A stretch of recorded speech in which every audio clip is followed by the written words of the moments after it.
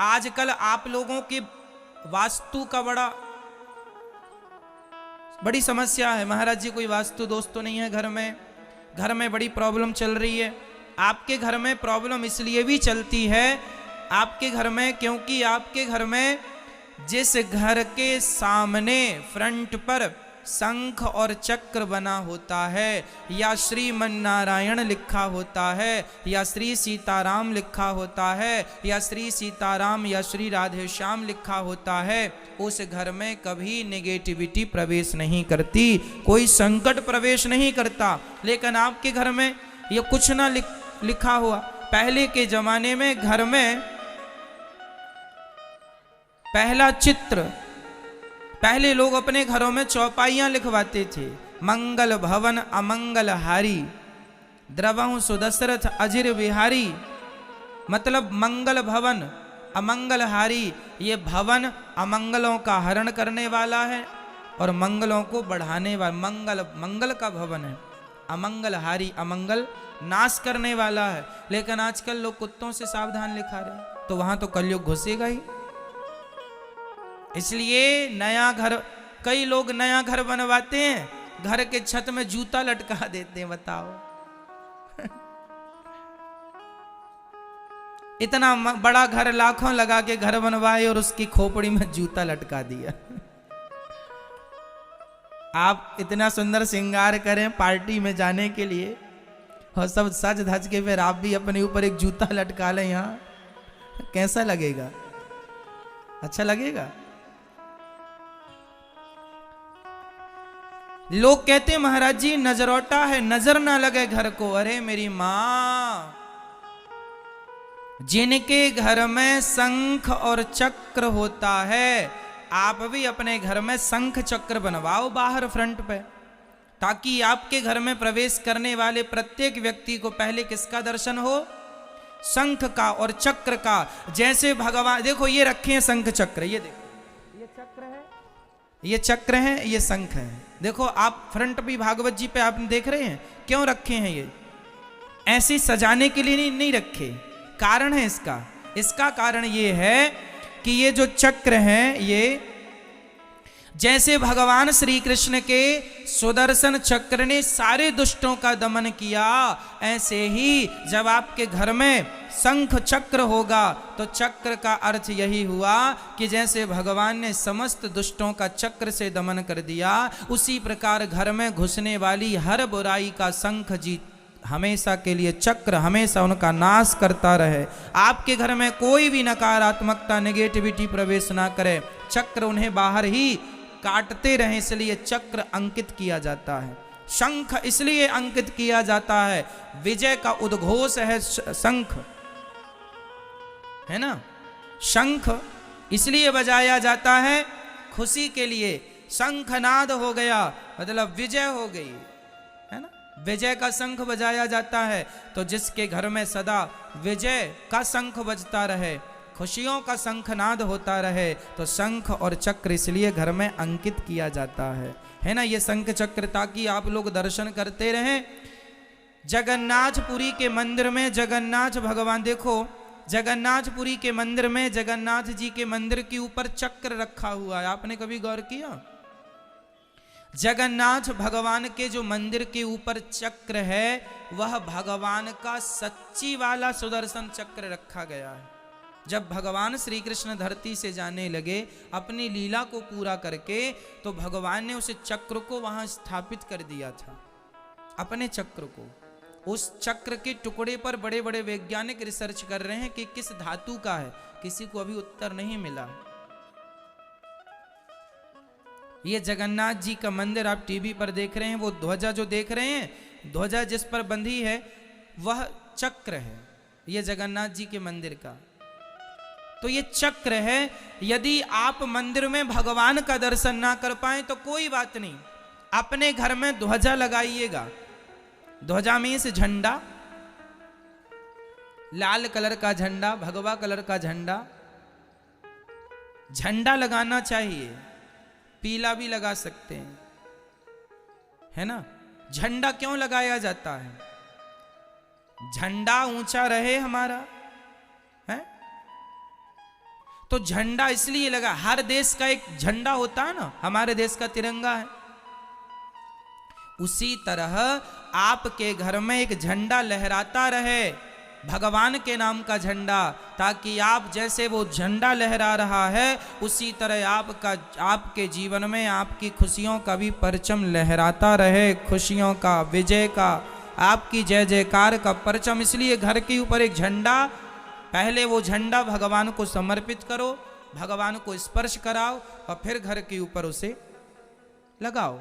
लेकिन आप लोग जूता लटकाते हैं उल्टा।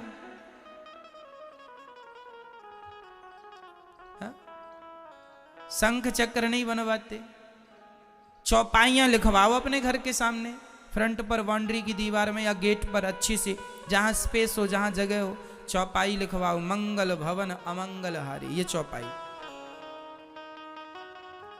घर में। फिर कभी जो आपके घर में बड़ा क्लेश है, बड़ा कष्ट है, बड़ी लड़ाइयां चल रही हैं, झगड़ा तू मैं चल रहा, कुछ नहीं होगा। ये घर शुद्ध होना चाहिए। घर में जाते ही, कई लोगों के घर में आपने देखा है, जाते ही ना एक पॉजिटिव एनर्जी दिखती है, एक अच्छा लगता है, बहुत अच्छा। कई बार ना किसी के घर में जाते ना, बिल्कुल ऐसा लगता है कि हम जेल में आ गए, है ना, कहाँ आ गए, मतलब एक नेगेटिविटी है उसके घर में, होता है।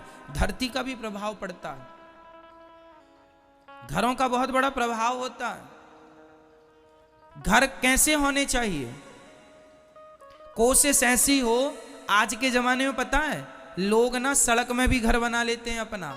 आपके घर के आगे 5 फीट की गली है, तो घर बनाने वाले ने थोड़ा सा गली भी दबा ली, है ना, गली दबा ली, आधे पर दबा ली, उसको लगा मेरा घर बड़ा हो जाएगा, बड़ा नहीं होगा, छोटा हो जाएगा। पगले, कैसे छोटा हो जाएगा? तुम्हारे घर में वास्तु दोष लग जाएगा।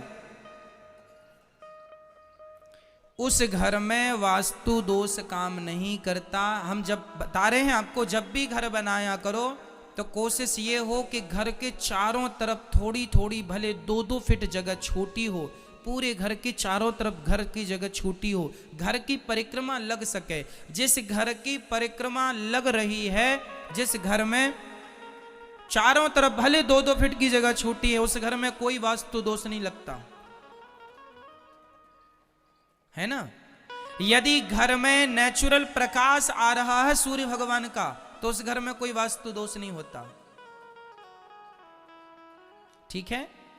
तो प्रकाश, आप जब नया घर बनवाइए तो कोशिश यही करिए कि 2-2 फीट ही सही, 4-4 फीट ही सही चारों तरफ, ताकि घर की परिक्रमा, साफ सफाई भी होती रहे, घर की प्रदक्षिणा होती रहे, है ना।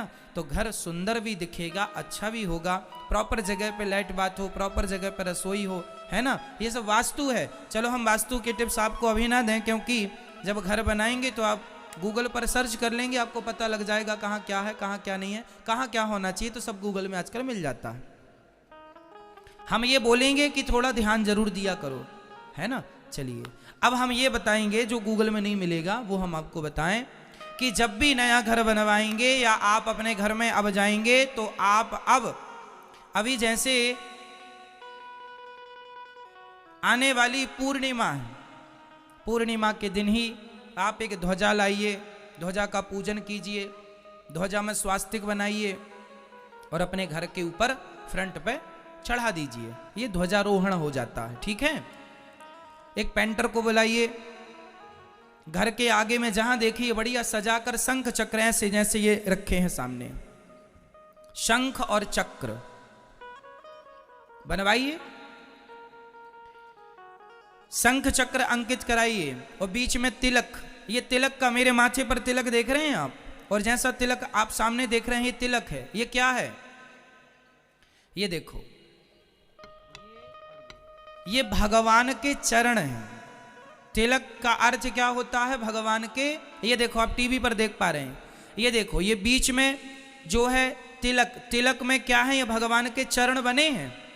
भगवान के चरणों में शंख भी होता है, चक्र भी होता है, ध्वजा भी होती है, मत्स्य भी होते हैं, कक्षप भी होते हैं, ऐसे आयुध होते हैं भगवान के चरणों में। तो भगवान के जो चरण हैं, वह दोनों चरण ऐसे मेरे माथे पर खड़े हैं ऊपर की तरफ, ये सफेद कलर के, और बीच में जो लाल है वह माता लक्ष्मी है, और यह जो नीचे नाक की तरफ है वह भगवान के चरणों को रखने की आसन है। जैसा कि अभी आपने टीवी पर देखा, आसन और फिर उसमें चरण। तो आप भी अपने घर में ऐसा तिलक बनवाइए, और तिलक के दोनों तरफ शंख चक्र।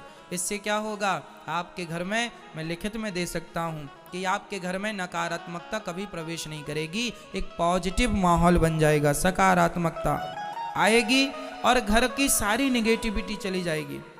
10 मिनट 15 मिनट रोज कीर्तन किया करो अपने घर में, श्रीमन्नारायण श्रीमन्नारायण श्रीमन्नारायण चरणौ शरणं प्रपद्ये श्रीमते नारायणाय नमः, श्रीमन्नारायण चरणौ शरणं प्रपद्ये श्रीमते नारायणाय नमः। क्यों कीर्तन करने से क्या होता महाराज जी?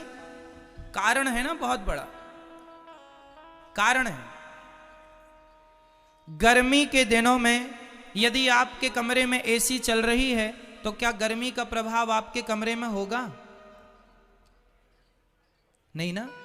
कितनी भी गर्मी हो, टेम्परेचर 50-55 ही क्यों ना हो, पर आपके घर में कमरे में एसी चल रही है बहुत देर से, कमरा बिल्कुल ठंडा है, इतना ठंडा हो जाता है कि रजाई भी कंबल भी ओढ़ना पड़ सकता है। हाँ या ना? गर्मी तो है मेरी मां, पर एसी के सामने गर्मी का प्रभाव शून्य हो जाता है। उसी प्रकार कलयुग तो है मेरी मां, पर जहां कीर्तन भजन सत्संग होता है, भगवान का नाम होता है, वहां कलयुग का प्रभाव बिल्कुल शून्य हो जाता है, वहां जहां भगवान का नाम जपा जाता है। इसलिए अपने घर में रोज कीर्तन करो, आधा घंटा रोज बैठो, पति पत्नी बेटा बेटी सब बैठो और श्रीमन्नारायण श्रीमन्नारायण श्रीमन्नारायण रोज जाप करो। आपके घर में कलयुग नहीं प्रवेश करेगा, बच्चों की बुद्धि निर्मल होगी, आपके काम करने में मन लगेगा। जो आप परेशान हैं, उजड़े से रहते हैं, खिंचे रहते हैं, चिड़चिड़ापन होता है, सब समाप्त हो जाएगा। एक प्रसन्नता आएगी, चेहरे पे मुस्कान बनी रहेगी, सदा होठों पे मुस्कान बनी रहे, है ना। इसलिए तो हम लोग दिन रात मेहनत करते हैं, आप लोग दिन रात काम करते हैं, पैसे कमाते हैं, दिन रात घर से दूर रहते हैं, काहे के लिए? इसलिए ना कि कुछ मुस्कान आपके होठों पे आए, आपकी पत्नी के होठों पे, आपके बच्चों के होठों पे मुस्कान बनी रहे, खुशियां बनी रहे। अरे खुशियां पैसों से नहीं आती, भगवान का चिंतन करो, समर्पण करो तो खुशियां बढ़ेंगी। लेकिन आप खुशियों का गलत ही अर्थ लगाते हैं, आपको लगता पैसा आएगा तो खुशी आएगी। जिनके पास बहुत पैसा है खुशी नहीं है, क्यों? इसलिए समय निकाला करो मेरी माँ, और भगवान का अधिक से अधिक चिंतन किया करो। तो आप अपने घर का, यदि घर के आगे लिखवाए हैं कुत्तों से सावधान, उसे हटाएंगे और उसकी जगह पे लिखाएंगे मंगल भवन अमंगल हारी, द्रवहु सुदशरथ अजिर बिहारी, ये लिखवाएंगे। ठीक है। आपकी बाउंड्री में गेट के एक तरफ शंख एक तरफ चक्र, या फिर आपके जो आपका कमरा है, प्रवेश द्वार है, जहां से आपके घर में पहली एंट्री है, उस द्वार के ठीक ऊपर बीच में तिलक, इस तरफ शंख इस तरफ चक्र अंकित करवाएंगे, है ना। या पीतल के ऐसे बने मिलते हैं, ये जो सामने रखे हैं ना, ये पीतल के भी मिलते हैं, पीतल के मिल जाते हैं, तो पीतल के बने बनाए मिल जाते हैं, उन्हें भी आप लाके, स्टील के मिल जाते हैं, स्टील वाले को ऑर्डर दे दो, वो बना देंगे। ये सैंपल गूगल में डालना शंख चक्र, उसकी इमेज निकल के आ जाएगी, फोटो निकल के आ जाएगी। स्टील वाले को बोल दो वैसा बना देगा, और आपके घर में मेन द्वार के ऊपर लगाना। उससे क्या होगा कि आते जाते शंख चक्र पर आपका दर्शन, आपका नजर पड़ती रहेगी, जिससे घर की सारी निगेटिविटी समाप्त हो जाएगी और घर में एक सुख शांति का वातावरण बनेगा। सबको करना है, अपने घर में क्या लगाना है? शंख और चक्र अंकित करना है। स्टील के भी हो जाता है, पीतल के भी बन जाते हैं। ये ना हो तो पेंटर को बुला के पेंटिंग भी करा सकते हैं शंख चक्र की। बस आपके आते जाते नजर पड़नी चाहिए बस, और नजर पड़े तो प्रणाम करो इस भाव से कि साक्षात भगवान के चरण हैं। आपको पता है शंख के अवतार कौन है, चक्र के अवतार कौन है? भगवान राम जी जब आए ना, तो भगवान अकेले नहीं आए।